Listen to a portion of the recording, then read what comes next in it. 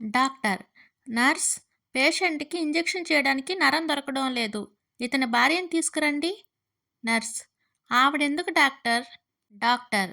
భర్త ఏ నరం ఎక్కడ ఉందో భార్యకి తెలిసినంతగా డాక్టర్‌కి కూడా తెలీదు. భార్య. 10,000 అప్పు ఇవ్వండి. పట్టు చీర కొనుక్కోవాలి. జీతం రాగానే ఇచ్చేస్తాను. భర్త.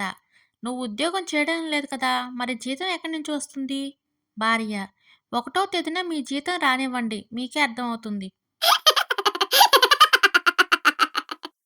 మా ఫ్రెండ్ గాడు ఒంటరిగా కూర్చుని బాధపడుతుంటే వాడినలా చూడలేక దగ్గరికి వెళ్ళి వాడిని హత్తుకుని ఓదార్చి కన్నీరు తుడిచి ధైర్యంగా ఉంటుందని భుజంపై చేయి వేసి ఏమైంది మామా అని అడిగాను. దానికి వాడు నాకు కోవిడ్ వచ్చిందని తెలియగానే అందరూ దూరంగా వెళ్ళిపోయారు మామా. నువ్వొక్కడివే ఇంత ధైర్యం ఇచ్చావు అన్నాడు. భార్య. మీకు తెలుసా? పురుషుల్లో సుమారు 70% మంది భార్య మాటను జవదాటలేదట. భర్త. అవునా? మరి మిగతా 30% మంది? భార్య. వాళ్ళకింకా పెళ్లి అవ్వలేదంట. మీకు ఆ విషయం అవసరమా? సీను. అక్క, రోట్లో కూడా చట్నీ ఇంత మెత్తగా ఎలా రుబ్బగలుగుతున్నావు? శ్రావణి. ఏముంది, చట్నీ చేస్తున్నప్పుడు మీ భావన ఊహించుకుంటాను. అంతే, 10 నిమిషాల్లో మెత్తని చట్నీ రెడీ అవుతుంది.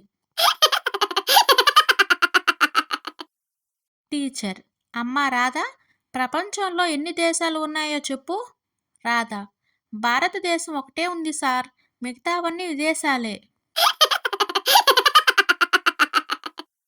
భార్య. వినాయక చవితి రాత్రి ఇంటికి రాలేదు, ఎక్కడికి వెళ్ళారు? భర్త. పంతులు గారు చందమామని చూడకూడదని చెప్పారు కదా! అందుకే రాత్రి మా ఫ్రెండ్ ఇంట్లో పడుకున్నానే.